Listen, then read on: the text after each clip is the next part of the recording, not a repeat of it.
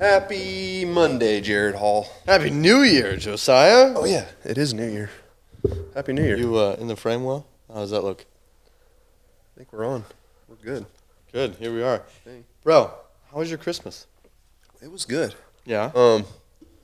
I've been telling everybody though that I think for the first time ever, I'm like over Christmas. What does that mean? I used to be a huge Christmas guy. Yeah. I mean, when Love we were the Christmas music. talking about it in early December, it sounded like, I don't know what's happened to me. but I'm done. really. I'm over it. I'm over the holidays. What occurred this year? Did someone break your heart? No, I think that I've fallen too hard in love with golf. Really? Yeah. So this just brings up all the sadness that you can't play. It just look outside and all I see is no leaves, gray, and no plans of playing golf anytime soon. Aren't you going to travel to Florida or something like that and play? I don't know. I might go down once because we have that family condo down there. Yeah. We'll see. It sounds like you're overdue. No, I don't need it. My soul this is good for me. This is good for you? Yeah, I need to suffer through this. Wow. Okay. That's a little peek into your theology. It is. Let's talk about the theology of suffering. Dude, yeah. Yeah. I think it's good for me. That's what I think about the theology of suffering. Yeah. So Christmas music didn't do it for you this year. No. Yeah. I love seeing my kids joyful. You know, they love it. Yeah. But Do you spend a lot of money at Christmas? yeah, too much money. Too much money. Yeah. Yeah. Trying to make it all right. My daughter, she's extremely picky. She has to have everything. She wants a room makeover for Christmas. I don't know where she got that from. That's bizarre. Her mother's really done a job on her. I was afraid of that. Yeah. What about you? I mean, how do you do with Christmas? Do you love it? Do you hate it? I do much better with Christmas than I used to. Yeah. Yeah, so I was definitely you can't spell Santa without spelling Satan. Oh, yeah, you said that last podcast. And I don't know, maybe my Christmases were really good as a kid until about 6th grade. And then they kind of took a downturn. And I remember very distinctly, first Christmas, my mom and I living in an apartment by ourselves. I put the Christmas tree up. She didn't. I was alone on Christmas for a good portion of it.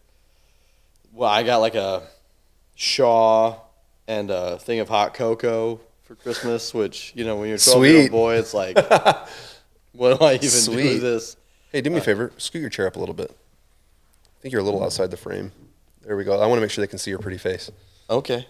Well. That's better. Is that better? That's better. Okay. I feel like we're in a counseling session now. Hey, man. Hey, how you doing, buddy? Yeah. Day after Christmas, no food in the house. Walked across town, buy groceries, walked back in the snow carrying them. And first time making tacos. So I had, So that kind of changed my trajectory of Christmas. And then family Christmases were always kind of crazy. Yeah. First time Missy came over to a family Christmas, you got to start taking notes to deal with it. People doing cocaine in the garage and stuff like that. I mean, just really, it's just a different deal, right? So even after, but you've grown into liking it a little bit. Yeah. So even after becoming a believer and understanding the reason for Christmas, it still took a while to really enjoy the season. You know what? I think I was pooping earlier today, and you know what I thought about? Tell me. Yeah. It's on this topic. Great. But I'm like, obviously we know that December 25th was not Jesus' birthday. Sure, yeah. I mean, I hope everyone understands that. Yeah. But I'm like, I now know why they put it on December 25th. Okay. It is the shortest time of the year, sunlight-wise. Yep. It's miserably dark. Yep. No one could golf. No one. So they're like, you know what? We're going to put the joyous holiday right now. Because we need it now. We need it now. Yeah. Have you ever done a deep dive into any of the winter solstice and the topic of how the church was trying to take pagan holidays and co-opt them with Christian meaning and stuff like that? I think Barna and maybe it was Biola did a big book on it called Pagan Christianity. No, I mean, I have been enlightened in the last decade to how backwards we do Christmas in terms of the traditional Christian calendar and whatnot. Yeah. I know Christmas is supposed to basically go for almost all the way through January. Is that right? Yeah, and it started sooner too. So Advent was similar to Lent, where it's a 2-month lead up, not a 1-month lead up, stuff like that. And then really you'd get into post Christmas, then you get into like the wise men and all that. Yeah. And so, because a lot of the things that we celebrate around Christmas and talk about at Christmas are actually events after the birth of Christ. Dude, but I've thought about so many times, because we try to do a more traditional Advent. Yeah. And I'm like, okay, well, let's do a more traditional Christmas. Right. Reversing that deep embedded tradition, it's impossible at this point. You can try it from your church, but I feel like your people are going to be like, nah. You're just swimming upstream, man, too hard. Yeah. Even some guys have a hard time with Christmas music, like the Sunday after Christmas. But if it was just traditional Christmas hymns, I think I would enjoy it more. Okay. I want to punch Rudolph in the nose. If I hear about his red nose one more time, dude, I'm punching him square in the face. Do you guys sing Christmas songs like that? No. Okay. But it's, my kids are constantly in 96.1, the radio station. It's always pumping in my wife's car. And I feel like Scrooge right now. I don't know what's going on. I didn't play any Christmas music in my car this year, which is unusual. Okay. The last, I don't know, maybe decade, I do like. Maybe the problem is. I'm wearing off on you? No, okay. My daughter starts playing Christmas music in October. Too soon. And our house is decorated November 1st. Our house was also, my wife put up the Christmas tree, I think in October, and she was like, it's not a Christmas tree. I was like, it's a Christmas tree. She's like, no, I have fall decorations on it. It's a fall tree. And I was like. I like that. It's still Christmas It's a Christmas tree with fall decorations on it. Like, we can agree to that maybe. Yeah. So, yeah, felt elongated. But, how did things go at the church? Did you feel like your Advent series went well and all that? Yes. I like Advent season. It's funny because like I mentioned earlier that I'm struggling this year a little bit, which is really dumb and weak. I understand that. But I think I do. I'm a person that's outside a lot in the summertime. Oh, for sure. And so it always, all of a sudden, it just stops overnight. Like you golf all the way through November. Right. And then, boom, it's over. Yes. And so any free time that I have now, it's like, well, what do I do inside? You know what I'm saying? Don't you have like a golf simulator? I have a little cheap one in my garage, So maybe you just need to. Oh, I do that. It's not the same. Not the same. That's what I love about golf. It's the nature. You're outside. It's beautiful. Vitamin D. I think you just need a trip to Florida, bro. Yeah, maybe. Yeah. Okay, so anyway, so you're going through all this, but Advent series went well? Yeah, no, it did. And I like that time because on this same topic, it's funny. I know we're kind of joking, but there's some seriousness that it's the one time of year where we really lean into the reality of evil and suffering. And so it's funny. It's the darkest time of year, you know. Everyone's kind of feeling the change and the shift in the season. You're coming into the cold, dead season.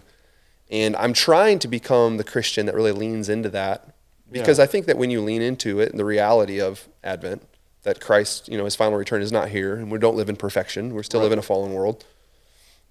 It makes you enjoy, the seasons a lot more. Right. And it kind of reminds you of what's to come. And everything can be a reminder that Christ is going to wipe every tear. And so I'm not good at it yet, right? I'm good at it here. I'm not good at it here yet. Yes, right, yeah. The gap between the head and the heart. Yeah. So what did you preach on then? So yeah, it's pretty similar every year. So we open up, I think the first one I do is sin. Just the reality of sin. I think then we do suffering. I do a John the Baptist message. I forget what Josh did. They're pretty similar every year, similar passages. Yeah. But it's just kind of become our own tradition. Right. I stole some of it from some historical. I have a book on Advent written by Fleming Rutledge that is really good. She's got a bunch of sermons in there. You mentioned that book last time we were together. Yeah. So where do you go into the new year now? Because a lot of churches will usually do kind of, hey, this is our vision, this is our growth, no, man, our mission purpose. Our church, I shouldn't say our church, our elders, we were itching to get back in the Bible. So we're going straight through Genesis right now. Okay. Yep, we're back to exegetical, expositing the scriptures, which is what I love to do. I mean, I was just talking to someone about it. Advent was great. Yeah. But man, I would rather preach expositionally, exegetically, all day long than topical for me. Right. I want the Bible to tell me what to preach. Yes. Not go like, what? Yeah, like what can I hodgepodge together here? Like that's how I feel sometimes, So why Genesis? Yeah, so I think that everything that's going on in our culture right now, especially the last 8 years, I think understanding the foundations of creation is really important. The distinctions between male and female, God's plan for family, and honestly, I don't think you have a good grasp of the gospel unless you have a good grasp of the foundations of the scriptures. Yeah. So we've never done it. Really? Never? Never done Genesis. Wow. Okay. Yep. That's great then. Yeah. So then, how far have you gotten? So I just finished the fall. Okay. So through chapter 3, and I'll do the beginning of Cain and Abel next week. And then what are some resources you're using to help you navigate Genesis? I mean, Logos, dude, is it's thick, right? I have hundreds of commentaries, but I do have my favorites. I'm a big Kent Hughes fan. Yeah. You know Kent Hughes? Yeah, so he pastored in the Chicagoland area for a long time. Yeah. Yeah, at college church. Yeah. So I have a friend who worked for Ken. Yeah. Oh, really? Yep. That's pretty cool. Yeah, and then obviously I have my favorite commentaries that are just bookmarked on my toolbar. Yeah. Ken's very pastoral, Yes, and that's why his stuff's really helpful for me. Right. What I've learned to do, though, is I never go to him first because he writes his commentaries like a sermon. Exactly, yeah. What I typically do is I go through, so I have a system now, right? I have a sheet that I fill out. Right on Monday. Yep. Here's what I'm seeing. Right. Here's the points I'm getting. Right. I write an outline, and then the next couple days, I'll look at everyone else, kind of see, hey, what am I missing here? What am I? And then I end up hodgepodging a sermon together. What's kind of the chunks you're taking going through Genesis? Because, typically expositional preaching is smaller sections, but at the same time, your narrative sections, you almost have to take a chapter at a time. Yeah, so I've found that there's wisdom in picking that because I think that you got to be careful not to leave out stuff that's super important in the story. You know what I mean? Because it's easier, honestly, I think, to preach a verse than it is to preach a story. Right. But it's meant to be read in context. So you have to be careful, I think, not to. Unfortunately, sometimes you're going to be almost a chapter in Genesis. Exactly. Yeah. And not to fall into eisegesis where you're, looking too narrowly at a section. Yes. So did you do 1 and then 2 and then 3, or how did you? No, man, how did I do that? I think I started off with just a few verses, honestly. In the beginning, God created the heavens and the earth. I really established that. It took me quite a while to get through chapters 1 and 2 and 3. The fall I broke up into 3 sections. Yeah. Just because it's kind of naturally breaks. Right. You have the fall, you have got to address each one. Yep. So that broke up nice. Right. But also able to kind of tie in every week, like you're almost preaching the same message in 3 weeks. Does that make sense?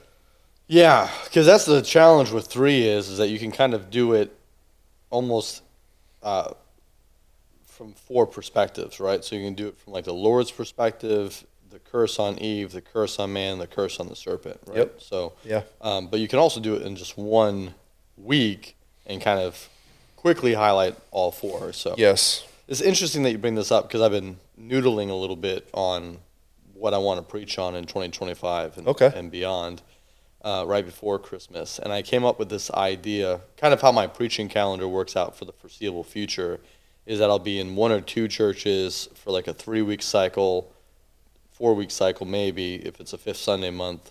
And then the 3rd Sunday I'll be somewhere else. Yeah. And so basically I can kind of treat those all like mini series, right? In the 3 to 4 week segments. Yeah. And then it's a week off and then come back and kind of start a new segment. So I was thinking about vacillating between Genesis and Acts. So the beginning of the world and the beginning of the church. Yeah. And so do a mini series in Genesis, do a mini series in Acts, and then work through both books simultaneously, essentially, just alternating in weeks, going back and forth between the 2 of them. And so that's caused me to be thinking through, okay, how to tackle Genesis, where I probably won't cover every single verse of all 50 chapters, but I'll cover the majority of it. And so I've been thinking about this recently. Yeah. So. Yeah, that's a tricky question when you're talking about how to break it up, because if you listen to Martin Lloyd-Jones' old sermons, I mean, that guy would go so far on 1 verse. Oh, yeah, yeah. That I was like, it's brilliant. Yeah. But I feel like it's almost too far. Well, I think so he's actually a textual preacher, not an expositional preacher. Yeah. And so the difference being that a textual preacher is really looking at the nuance of words, where an expositional preacher is looking at the nuance of ideas within the section of And that Scripture. is definitely where I'm more, I don't want to say gifted, but inclined. Like, Yeah. I am more, what is the overarching Yes. Yeah. thing he's wanting us to get from this? Right. I'm not good at digging into, the third masculine singular plural Yes, word right. here mean, you know what I'm saying? That's not me. Yeah. I try to for discipline purposes when it's necessary, but I'm definitely Yeah. leaning the other way. Yeah, and I think that's good because I think a lot of what we've considered expositional preaching has actually been textual preaching. So, like, John Piper is a good example of someone people would herald as an expositor, but really, if you look at the majority of his preaching, it's been textual. Yeah. And that's why it took him, 3 years to go through Romans or whatever. There's an old Baptist preacher that I learned about in school. And he was a good expositor. What's his name? I think I brought him up to you before. Southern Baptist guy. One of the most famous. Gosh, I thought you would know his name. I mean, he's probably the most famous Southern Baptist preacher. I'm not Southern Baptist, so... No, I know, but I thought you would know his name. Just because I'm Baptist. Anyway, we had to listen to him in school. Was it Pentecost? No, what do you mean? Dwight Pentecost. No. Oh, that's the guy's name? Yeah. His last name's Pentecost? Yeah. I was like, I don't think Pentecost happened again. Gosh, I wish I remembered his name. Anyway. How long ago was he? Adrian Rogers? Adrian Rogers. Yeah, that dude's a stud. That dude was a man. Yeah, that dude could preach. I Yeah. listened to some of his sermons for school because Yeah. it was an expositional preaching class. Right, and I now was he's a like, good example of expositional preaching in the 20th yeah, century. I was Yeah. like, wow, man. Yeah. This guy's Yeah. good. Yeah, I mean, that's a guy who could really cover the text well and make it memorable. I mean, Yes. yeah, that's a guy that we do not talk enough about. I Yeah. agree. I was blown away by him in school. I'm glad that they had you talk about him in school. 'Cause, Yeah. I mean, it's really a shame to talk about 20th century preachers and not cover Adrian Rogers. I have a hard time, now that I understand the difference between the preaching styles, Yeah. right? I mean, I have a hard time finding someone as good at covering the text Yeah. than Adrian Rogers that I've heard. Yeah. I think one of our modern day ones who's about to retire is Alistair Begg. Yeah, and that's my favorite modern day preacher, for Yeah. sure. I think another one that has already he hasn't passed yet, but Chuck Swindoll. So my school actually mentioned, and they warned us of his theology, but we still used him as an example, was Tony Evans. Actually, I know he has some wonky theology and some stuff, but he does do well. That dude could illustrate a sermon better than almost anyone. Yeah. I mean, in terms of if there's an illustration bar, like if you're isolating preaching down to illustrations, he kind of sets the bar for Yeah, man. how to illustrate Guy a can sermon. preach. I learned a Yeah. lot from him too. Just Yeah. on, Yeah. you've got the grin on your face though. You Yeah. don't want him to go down as an expositional guy to look up to. Well, He's an illustrator. Yeah, I think. Your face always says 1,000 words. Thanks, man.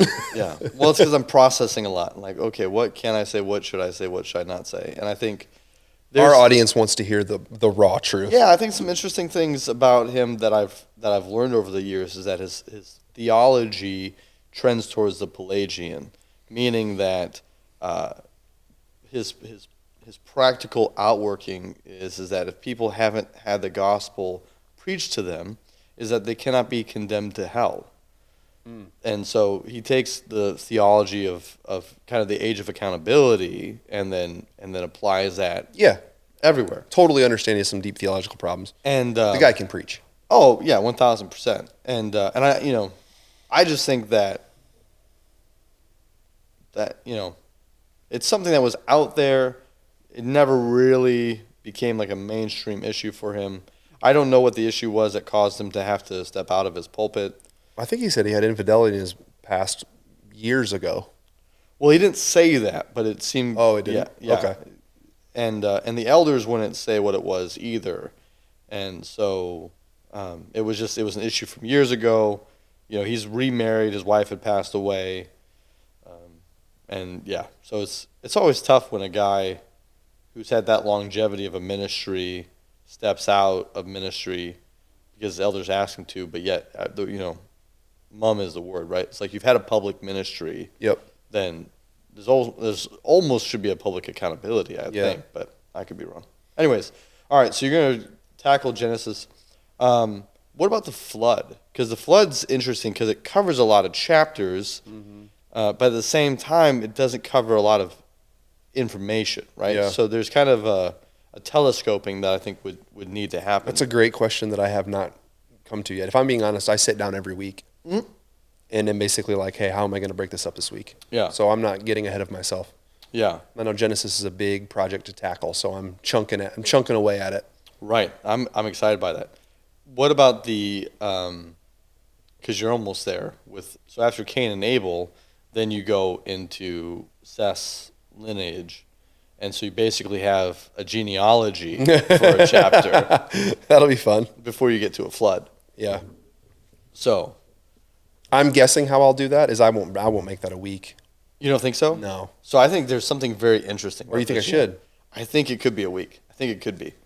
But I think this almost becomes topogetical, right? Okay. Which I'm a big fan of topogetical, right? Where you're expositing the text, but you're pulling out a big idea from it. Yep. So in Adam's lineage, so you covered Cain's first, right? And it's basically amounts to everything gets worse. Yep. And then it jumps back to Adam's and Seth's lineage, and and they began to call on the name of the Lord, right? And I think there's an interesting biblical theology you can trace out through the whole text about proper worship being associated with the name of the Lord.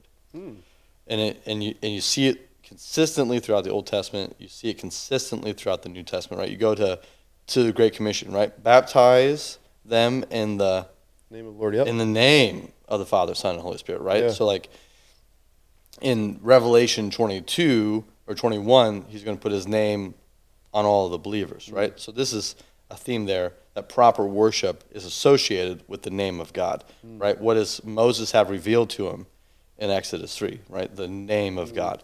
So I think proper worship begins, and then what you have is this long lineage only for particular people in each generation, right?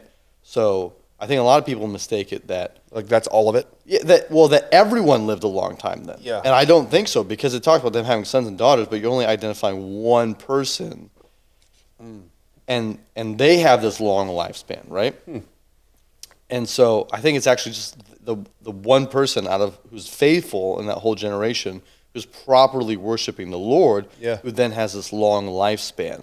Yeah. And what's interesting is that, and I'm not sure if you've ever done this before, but if you do the math on all of the ages, and it lists the time at which the flood comes, it's the year that Methuselah dies. Oh, really? Yeah. So Methuselah is Noah's grandfather, I believe. I haven't done this for a while. And so actually Noah's father dies before his grandfather dies. But once Methuselah dies, the last one before Noah who called on the name of the Lord, flood comes. So I think there's something in there about what proper worship looks Oh, like that's good. in the name of the Lord. I'm probably going to have to do that now that people have heard you say this. Maybe not. Just something to No, think I love about, that. 'cause I love that. I think a lot of the time we kind of, for years, I would just rush past the genealogy, like name, long time, name, long time. Well, I think most name. people read genealogies that way. Yeah, and so to take the time and like really study and go, okay, why is this, we've talked about all of creation. We've talked about the flood, or not the flood, but the fall. We're going to talk about the flood. Why spend an entire chapter here Right. on this genealogy, Yeah. right? So, Are you, I think I know the answer to this question, but on that, so I know some people listening might be thinking about it. So you're a young earther, I am. I'm 6th day, yeah. Literal 6th day. literal 6th day. Yeah. I don't think sin makes sense otherwise. You don't think what? I don't think sin makes sense otherwise. Explain. Well, death would have to enter the earth before the fall. Oh, yes, I've heard this. Yeah. So, okay. But how do you rectify that with modern day? Obviously, I have these answers as well. I'm just curious your thoughts. Learn something from you. But how do you rectify stuff like carbon dating or... Oh, sure. Yeah. So I think carbon dating has shown that given proper circumstances, it can be off, right? So like a volcanic eruption can obscure carbon dating. Yeah. Huge, right? I think the flood is a seismic event that could have shifted carbon dating significantly, right? So we do know that there are natural occurrences that can affect carbon dating. I think the other thing that's possible that people don't often consider is that in the same way that God made Adam and Eve mature adults, not infants, is that he could have made a mature earth. It's so funny. That's my number one argument. Yeah. I mean, if you think about it, when God put them in the garden, and I say this all the time, when God put them in the garden, were they all just like, were they in a garden full of seeds? Exactly. Or were they mature trees? Right, exactly. Clearly they were mature. Yeah, yeah. So that's where I think our dating systems and our theology, both of those things are, have happened, and we know from Pompeii and other events that carbon dating is not a perfect science. What happened to Eve, or Eden? Sorry, not Eve. Eden. Eden, well, it depends on what your theology of Eden is, right? So, I mean, we see initially that Eden is guarded by an angel to prevent them from re-entering. Mm-hmm. And then I think Eden's destroyed in the flood. So you think it was a literal, but do you think there was something, I don't know. Like I read about the angels and the swords that are put in front of the, what's it called, a cherubim? How do you say that Cherubim. word? Yeah. Cherubim. Yeah. A cherubim and all this, it's almost like this spiritual allegorical. I'm not saying it is allegorical, but it almost feels that way a little bit. Like it's like a heavenly place. Yeah, I mean, I think it was, I think what we see in the scriptures is that earth as a perfect place was much more heavenly than what we've experienced since the fall. Oh, so you think it was more like, obviously it's impossible to describe. Well, when you look at Revelation 22, the new heavens and new earth, that actually appears pretty earthly. Right. Right? So, So still earthy, but more heavenly. Exactly, yeah. Yeah. And honestly, kind of the interesting part is that it's more urban. The only thing that gets me, though, is the fact that he leaves the tree of life there. And Revelation mentions the tree of life again. It says that one day we'll eat from the tree of life. Yeah, and that's how we maintain that perfect status. And I think that's... But clearly the tree of life isn't still sitting somewhere. Well, exactly. I think the tree of life, it's the same tree in the essence that it does the same thing. Right. Yeah. But it's more spiritual. I think it's put back, that we're able to have it again. And the flood destroys it so we don't have to have an angel guarding it. Yeah. Yeah. So I don't know. I was thinking about that as I prepared my sermon last week. That's a great question. Yeah. Yeah. I mean, it's a good thing to wrestle with, I think. Right. I think that the hard thing about reading Genesis in a non-literal way is that there's no indicator of when you should begin to read it a literal way. No, there's not. And I talk about that a lot when we're preaching through Genesis. I don't think I'm a young earther. I'm a literal 6-day guy. I've landed on that. It's taken me years because I've really wrestled with all of the different views. But again, I think you get into too many theological problems if you don't do that. Right. But there is Genesis is filled with so many different genres. Yes. Yeah. You've got poetry and narrative and, you know what I mean, and allegory and it's just, there's a lot going on. Right. Right. And I think that it's from a preaching standpoint, one of the difficult things is the geographical aspect of it. And geography becomes extremely important by the time you get to the Abraham narrative. And so there's significance in where Abraham's traveling to and why he's there and the proximity of these places. But since people, the vast majority of people, have no concept for the geography, then it's very easy to lose track of that and not to make sense of it. Well, and what's also so overwhelming, if I'm honest, as a preacher, is going through Genesis, is that, the Hebrew language, numerology is a big deal. And they've got, Abel's listed 7 times in this passage of coming up. Cain's listed 7 times. There's 36 mentions of Elohim, all of this means something, and they're trying to say something and getting into every aspect. I'm like, I could preach for 5 weeks on one of these passages. Right. Yeah. Yeah. And that's why in Jewish tradition you have your weekly Torah reading, right? You're constantly going back through the Torah and looking at this through different lenses of the completeness of the Torah, right? Because Genesis is just the beginning of the Torah. I mean, when you're preaching Genesis, you're just really preaching part 1 of a 5-part series. Yeah. So, can't wait to dive into Leviticus. Yeah, man. Yeah. It was Kevin D. Young. I heard him preach at Founders Week one year, a message I think on Leviticus 14, and the dude just crushed it. Oh yeah, well he's one of my favorites, man. I mean, I was impressed. Yeah. hard to find a guy who could cover Leviticus that well. He's one of my theology kin. Yeah? He's one of my bros. One of your Reformed bros? He is. He's one of my our elder track right now is going through. He just came out with a book this year called Daily Doctrine. Okay.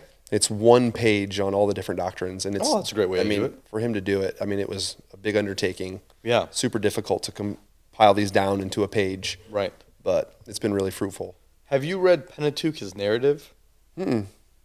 So this was written by a gentleman named John Sailheimer, who is he's passed, but he was a Pentateuch Torah scholar. Yep.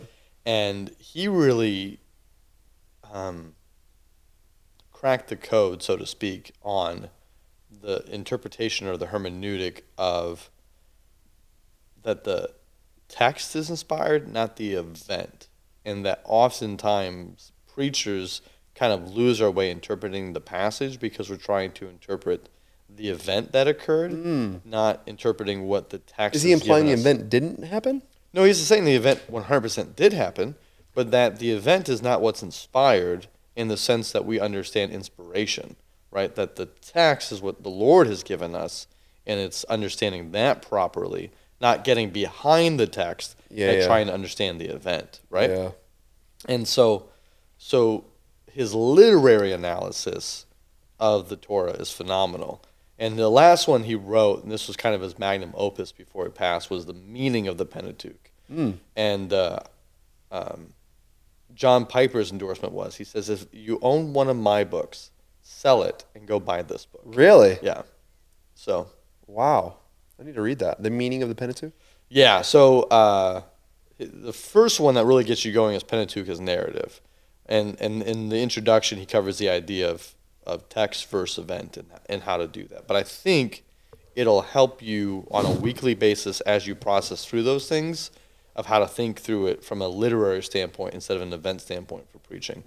It's probably important that I do that now, coming into all these events. Yeah, I think sooner rather than later. Yeah. Read that this week. Yeah.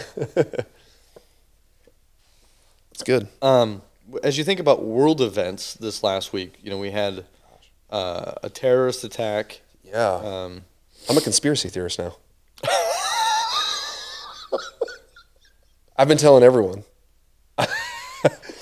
Tell me. Yeah, so I'm anti-conspiracy theory, but I've now joined the team. Yeah, I mean, have you ever heard that comedian who said he said I'm not a conspiracy theorist, but if you're gonna tell me that you don't believe in any conspiracies, I know. He's like, listen. He's like, I have one son, and I love him more than anything. He said, but I will lie to him. Right. So you're telling me that our government has told us the truth about everything? Exactly. Yeah. So he's like, I thought that was a good bit because hey, do I believe in every conspiracy that's out there? Absolutely not. Are you telling me that there's no such thing as a conspiracy? Right. That doesn't make any sense. Right. Okay, so tell me what your conspiracy. All right, so now that you joined the team. You know who Sean Ryan is? I don't think so. All right, Sean Ryan's a podcaster. He's pretty much blown up in the last couple of years. Okay. And he gets on X, this is last week, and says, hey, I'm coming out with an episode tomorrow, and I'm going into hiding after I post it. Now realize this guy's not a conspiracy theorist. Right. And I'm like, well, that's weird. That is a weird thing. So I'm kind of following it, and he posts it. Is he connecting between the Las Vegas one and the Trump Tower one? Yeah, which was in Las Vegas. Yeah. Because those two guys were at the same base. So, yes. There's so many moving parts to this, but I was like, after listening to this podcast, I'm like, oh my gosh. Like, this is just too much stuff. Yeah. The guy that killed himself, or that died, they said they found a gun wound. I don't know how he died. Okay, the guy that was in the Hummer with the fireworks. Yeah, outside Trump Tower in Las Vegas. Outside Trump Tower. Yeah. Who was a white guy. Mm-hmm. Yeah. He's a Green Beret. Yep. Highly trained. Yep. I mean, highly trained. Green Berets are... Right, yeah. Right?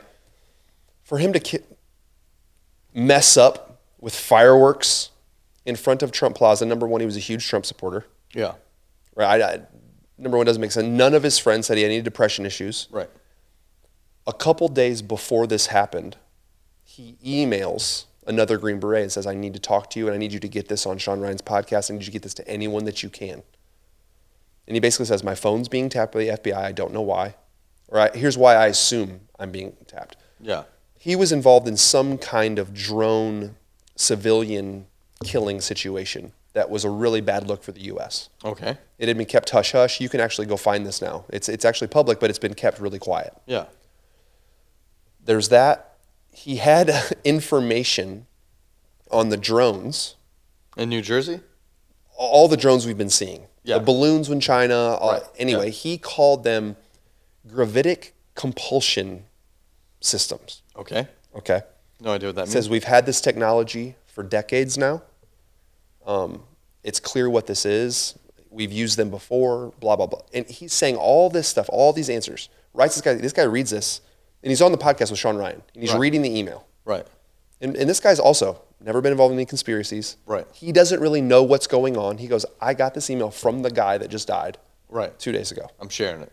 He goes, and this guy's saying, I'm heading to the southern border. I'm getting out of here.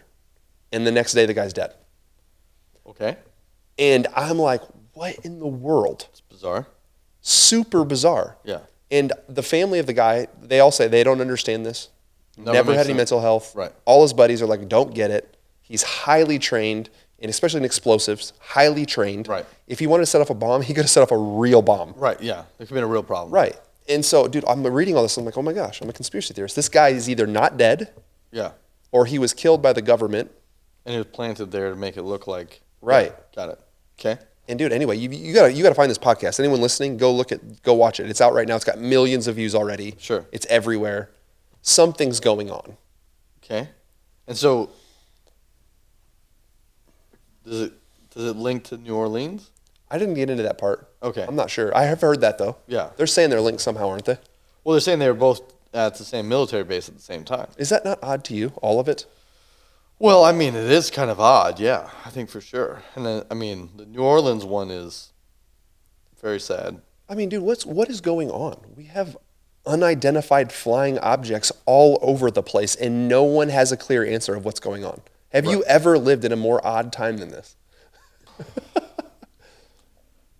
Yeah, I mean, we probably have lived in equally odd times. We just didn't have the ability to be as aware of how odd it is. Well, I mean, what's your answer for all of it? Well, I don't think I have an answer. I'm not saying that. I mean, I've heard demons. That's a very popular argument. Oh, interesting. Okay. Yeah, I mean, yeah, there's a lot of people saying. I mean, Tucker Carlson says that we're dealing with manifestation of demons. Yeah, I mean, Dax Tucker's argument for all basically UFOs, Yeah. you know, that he thinks that's the only thing that really makes sense for UFOs because the atmosphere is so monitored that aliens doesn't make any sense because there's no ability for things to enter or exit our atmosphere without it being identified. And all of these instances are things just appearing and then disappearing already within our atmosphere. So he's like that, you know. But I find that fascinating. Obviously, as a Christian, I don't know. I'm not going to say it's not possible. Right. Yeah. It's I- interesting for a person like Tucker who would not consider himself a Christian to arrive at that Because conclusion. and also what's interesting about him saying that is he has access to people and information that you and I do not have. Right, yeah. Like you're talking about government high ups, intelligence high ups, Right. and people that have actually been boots on the ground and studied this stuff, and they're like, it's something otherworldly. Right, right. That's creepy to me. Yeah, yeah. I guess I'm not really creeped out by it. I don't know. I don't think that part really bothers me. No, I know our worldview, it fits. Yeah. I understand that. I think that part is probably more helpful. So. For the Christian argument? Right, yeah. Yeah. I think the uptick in the resurgence in ISIS is problematic. You know, I think that's pretty alarming. I mean, the amount of people that have come into our country Right. from exactly, ISIS, I think yeah, that's a right. huge problem. Yeah. Well, yeah, like there was just a terrorist attack yesterday in the West Bank in Israel. You know, the Syrian government has fallen, and that seemed to finally be a secure situation after a, multi-year civil war, and now it's not. Yeah. Iran continues to fund Houthis who are still firing rockets despite the fact that Israel and the U.S. and U.K. are daily bombing them, and they're still not deterred. I mean, it's kind of like, it's pretty wild, all of the things that are going on. So Did you see that? I think New Orleans was putting in. They had no barriers up because they were replacing them, and the barriers that they were now putting up in preparation for the Super Bowl to say everything was okay was only standardized for speeds up to like 10 miles per hour. Oh my gosh. Yeah. So I think Reuters broke that one. So. Jeez. Yeah. Yeah, dude, the world just seems weird right now. I don't know. Maybe we have lived through times like this, but it seems a little. I don't know. I don't know how to describe it. Yeah, I mean, I think if we were alive when Kennedy was assassinated. All the still conspiracy around that. Well, yeah, I mean, president getting shot in open space like that. It's going to cause people to be. Yeah. What? Yeah. We'll see what happens on January 20th. We'll see if the world changes at all. See if anything gets leaked. See if we get any real information. That's what I really want to know. Yeah, I mean, I think even when things get leaked, it's still so redacted that it's hard to make Really? heads or tails of it oftentimes. I mean, isn't the list from Epstein or whatever supposed to be released and everything else when Trump gets in? Yep, because that's still not released. Oh, dude, P. Diddy? Like, how have we not talked about that one at all on this podcast? The amount of people on that list. Gosh. But again, will we ever hear the truth? I don't think so, man. Yeah, I don't think so. Yep. It's pretty troubling from that standpoint in terms of, because the other thing from a biblical worldview is okay, the Lord's righteousness and justice, and it's like, yeah, the rain does fall on the good and the evil, and that justice is not always delivered within this lifetime as we would desire to see it happen. Yeah. That's a good, interesting topic. How God's judgment works while we're still alive. You know what I mean? Right. Yeah, because I think we all want the instantaneous biblical justice like we see in some passages, right?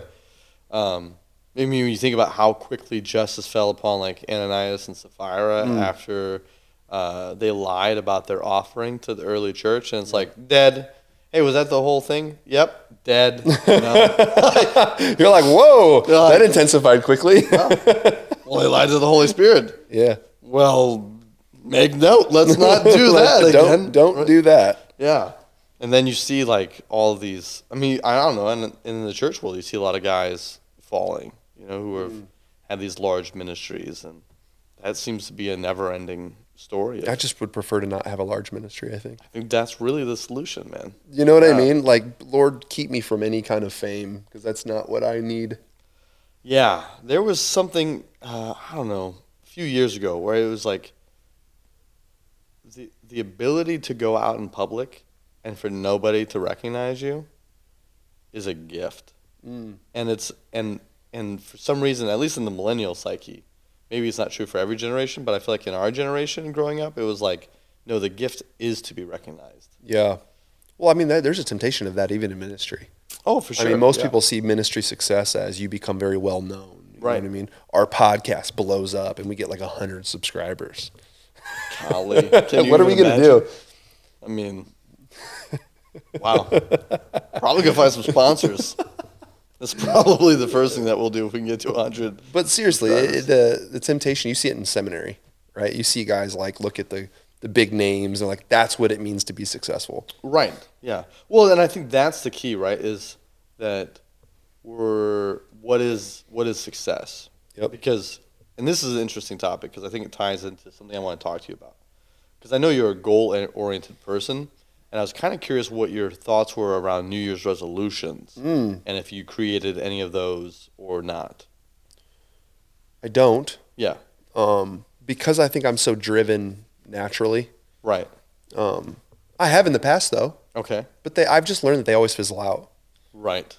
Yeah. So I'm not a big pusher of that. Right. It doesn't work for me. But goals work for me. Yes. Yeah. Attainable, clear. What's that whole... Yeah. SMART goals? Yeah, SMART goals. Yeah. Yeah. Yeah, I think that... measurable. Yeah. I don't remember what the E is. But like I always have a goal with my fitness. Right. In my head. Always. Yeah. What am I going for right now? Right. Always have a goal with the church. What are we going for right now? Right. Right? Like that's how I'm wired. That's what works well for me. I'm competitive by nature, whether that be against myself or whatever. Yes. So I'm big on goals, but I'm not big on New Year's. on the resolution idea. No. I looked this up. The resolutions, at least in the last 10 years, the top 10, hasn't changed.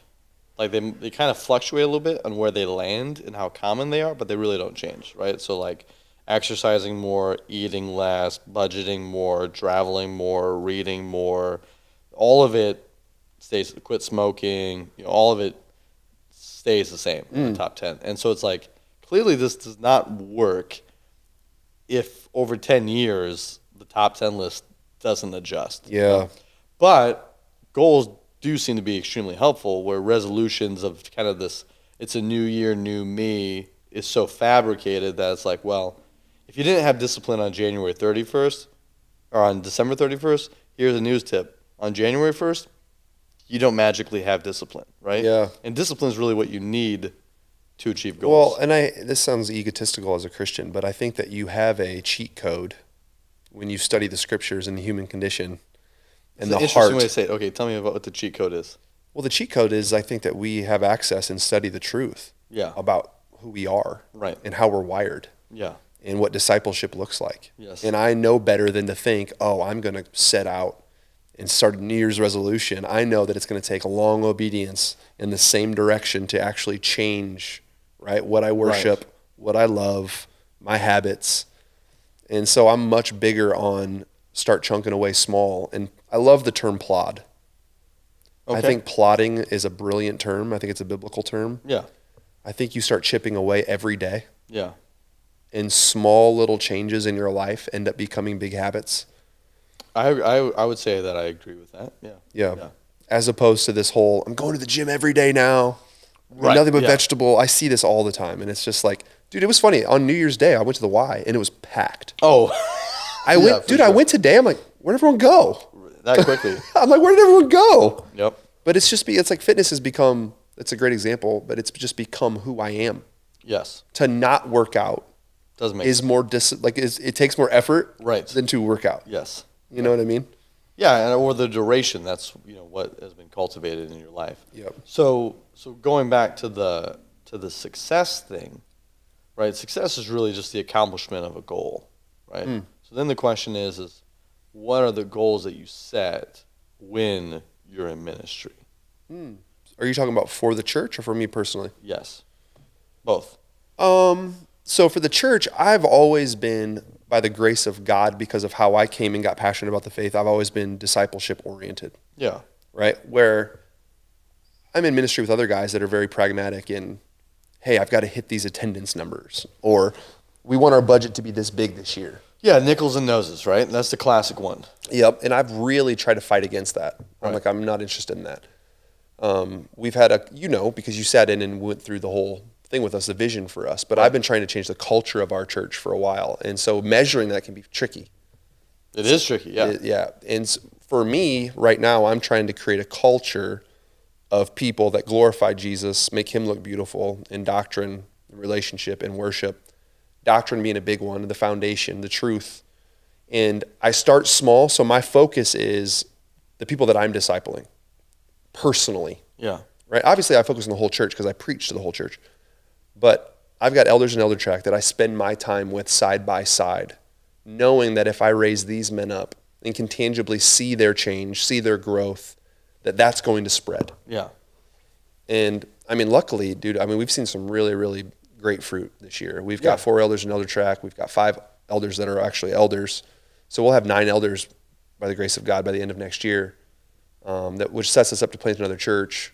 And just from those men, it's funny when you get men that mature in Christ, it naturally just starts to fester, Right. and grow, and it moves outward. It creates natural momentum, right? Yep. Where conversations begin to change everywhere because people who are interested in having those conversations are in more places. Yep. Where if you only have a single person, the pastor, who is interested in having those conversations, and there's no one else had those conversations, then it becomes very limiting.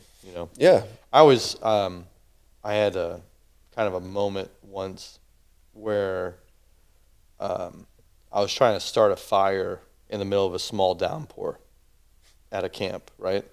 And I was pretty limited. I had like 3 matches and very little kindling. and I had like a couple dry logs, but most of them were damp and some of them were soaked. And so it was like, okay, how do I strategically start a fire that's going to last with this limited amount of resources? Right? Kind of a fun project. It was. Yeah. It took me longer than I care to admit. It took me probably well over an hour to get there. But finally, what I found is that okay, if I build this thing with enough kindling and a couple dry logs real tight to it, then I could put damper logs on the outside of that, and then once it got going, I could throw a wet log on there. Yeah, and it's hot enough. Dry it out, and it would go. I was like, this is really, I think, a picture of what discipleship is that you need people who are on, metaphorically on fire for the Lord, who are filled with the Spirit, who are, theologically mature, and you need them together. And then once you surround them with people who are on their way, but, still have some things that aren't great, they're going to do better. And then at that point, you can take people who don't know anything about anything, and you can put them into that situation, and they're going to start growing, right? Yep. Where I think we have this tendency, though, is that we don't cluster enough people who are really walking together. We tend to separate them too much. We just go like, you're on fire, we're going to put you over here with a bunch of people who don't know anything, and you're on fire, and we're going to put you over here with a bunch of people who don't know anything. And then what happens is that it's not, they don't have enough momentum or emphasis to support what's going on there. And that's probably why this is end up working, this elder track thing. I mean, these four guys are in it together. Yes, right. Going through the same stuff together. Exactly. And there's a kindred spirit, you know what I mean? Right, yeah. And no one wants to fail. No one wants to be the one to drop out. No one wants to, And it creates that accountability, which is good. It's probably a model we should use for more discipleship in the church, honestly. That's what I think, yeah. That's what I think. Because even with the way that I was thinking about it in terms of like small groups. It's like this person's mature, so we'll lead, and then this person's mature, so we'll lead. And it's like, well, maybe we're diffusing our maturity too much, and that we need to keep some of these people together so they can have more momentum and process people's spiritual growth more in the lens of who we put together. That we may end up with a better result. So that's good. So for you, when you think about discipleship, how are you measuring that? Honestly, it's honestly my own personal discernment. It's hard to create like some kind of metric system that you can actually measure someone's growth, right? But what they know is usually pretty telling. Their knowledge, like right now we have them processing out, they have to write a lot. They're writing about what they're reading. I want to see them process on paper. And dude, having them do that, they've all said it. Reading's great, but man, writing. To actually have to process. To sit there, it makes you read different. Yes. Because I have to be able to process this out. Right. And it has taught me a lot, and our conversation's teaching me a lot about, there's something to this with discipleship. There's something to having to consume it, but also process it out and give it back. And I've also noticed that challenging people to lead in ministry. We have prayer nights, leading the church in prayer. Our monthly prayer meeting, having the elders guys, hey, you got to get up there and lead the prayer. Right. And they step out. You have to pray for the sick. You have to do things that you're not comfortable doing. Man, they just. And that comes back to Jesus and the disciples. In the context of ministry is how he discipled. Right. And there's something big with that. Yeah. Dan Ryland, he was he might still be, but he was an executive pastor at a church called 12 Stone. It's kind of in the vein of a Wesleyan church down in the Atlanta, Georgia area. And he was a big proponent, probably still is, of he was anti-discipleship pipeline and leadership pipeline. He's like, churches always develop these elaborate, you have to complete all of these steps and go to all of these classes, and then you'll be a leader. And he's like, but to just sit and endure all of this doesn't necessarily produce a leader. He's like, so what I do is I go, all right, here's 12 guys, go start something and lead it. And if they can, so like, go start a small group, report back in a week. Well, 6 of them did it. All right, well, I got 6 guys to work with now. All right. Yeah. And so that's kind of, it's like, let's test drive them a little bit to see if they actually have the ambition and the drive and the initiative to lead. And then let's fill up Yeah, Brian Mowry always says the only prerequisite to leadership is followers. I mean, that's really what you need. That is what you need. Yeah. So, as you process your own discipleship, right? Because we both understand we don't arrive within this lifetime. I don't think either one of us would adhere to perfectionism. No. That. Speaking of Wesleyan. Exactly. So, how do you continue to get discipled? Oh gosh, that's a hard question. I know. That's why I asked it. It does feel a lot on my shoulders. Mm-hmm. Yeah. And if I'm being completely truthful, the thing that probably feeds me the most is preaching.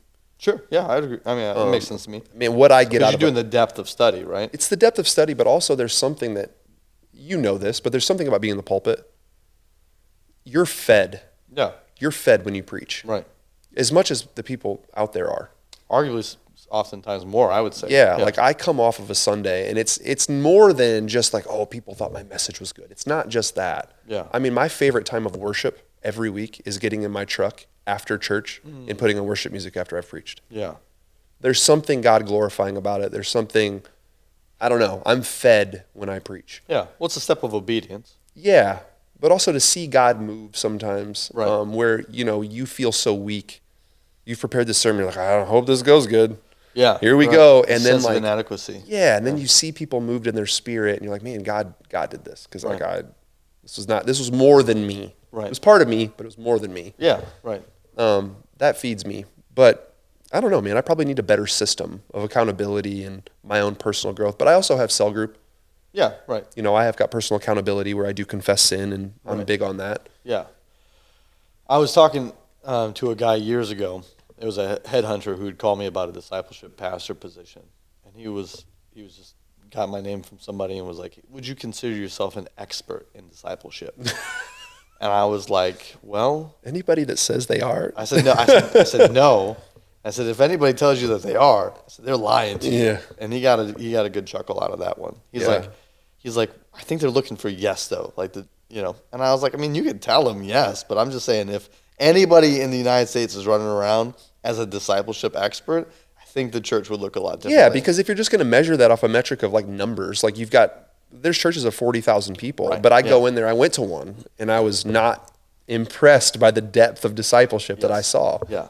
Well, it's the measure. Okay, so what do you need to know? What do you need to do? Because even within a church, even in the same tradition, they're going to emphasize different things, right? Like, do you have to read the scriptures every day, or do you just need to be studying them consistently? Do you need to be praying by yourself, or do you need to be regularly praying with others? Do you need to be fasting regularly? Do you need to be taking communion weekly? Or, there's all kinds of different spiritual disciplines that, how often do you need to be in, solitude, right? So there's all kinds of different things that we value, even within a church family, within a tradition or a denomination, that can vary quite a bit, right? Yeah. So to say, like, this is it, seems so pompous to me. Yep. That's a struggle. Like, I just don't think. I think the big measure for me would be, is your congregation growing year after year in depth of the scriptures? Sure. But even that, I would say, so what does that mean? Meaning there's more people that have a greater knowledge of the scriptures than there were the year prior. Right. So just to be devil's advocate, I would say, well, is their knowledge greater, or is their obedience to the knowledge that they have greater, right? Because if you go to Matthew 7, when Jesus has the analogy of the person who builds his house on the sand versus the person who builds his house on the rock, both people hear the word of God, but it's the person who built his house on the rock that heard the word and did it, right? So it's like, it's not just simply hearing. You know what's a good metric? You're making me think. You know what's a good metric for this, I think? Yeah. And I could be wrong. Well, I don't think I'm wrong. I doubt you would say it if you thought you were wrong. Yeah, I think that the family is a really good metric that God gives us for spiritual maturity. Yeah. That I've seen in my own church. When you have a man that takes his role as leader, as spiritual leader, seriously, you see something happen tangibly to that entire family. Sure. Well, so there's a fruit aspect, right, of the people closest to them. What is their impact? Yep. Yeah. I mean, the result is usually a woman that becomes more on fire for the Lord. They're discipling their children. So anyway, I think the family can be used, and we definitely use it. I now that you're talking about it, I use it. Yeah. How many based families do I have in the church? Yeah. Where the men are serious. Yeah. They come to the gathering every week, right? They come to their small groups. Because if you don't have enough knowledge of the scriptures to be obedient enough to do those things, right? Yeah. That's usually a natural outworking of your maturity. Yes. And I think that's good. I think the challenge then is what's the equivalence for single people? It would be the same thing. Couples. Okay. No, obedience to it, like the family's easy to use because you can see the whole family come. Right, exactly. Right, but like a single person, it's the same thing. Do they worship God every week? Are they involved in their small group? Yeah. You can pick up on quick. Yeah. Those that take their faith seriously. But see, then you come back to the attendance metric. Right. No, I agree. It's not the only one, but it does matter. You can't throw it out. Yes, I agree. No, absolutely. I don't think the solution is to throw it out. It's a very loud mop bucket. That's the loudest mop bucket ever. Yeah. You just need like a mat right there. Maybe we should pick up this part 2. Is there a part 2? Discipleship. Okay. Discipleship. There we go. No, I'm just saying, I think it would be a good one to... I think it's a good one to continue to wrestle with, because I do think Yeah, because I'd like to think through that more and actually bring some ideas, like what are the metrics that are usable? Yes. Yeah. Great. Stop here. Yeah. And also I have a cold and my throat's starting to hurt and dry. Yeah, and even though there's a fire, I'm like cold and out of coffee. So, well, thanks for joining us this week, guys. Thanks, guys. It's fun to be back. Like, share. I think we're almost at 40 subscribers, so we appreciate your guys' support. Happy New Year. Happy New Year.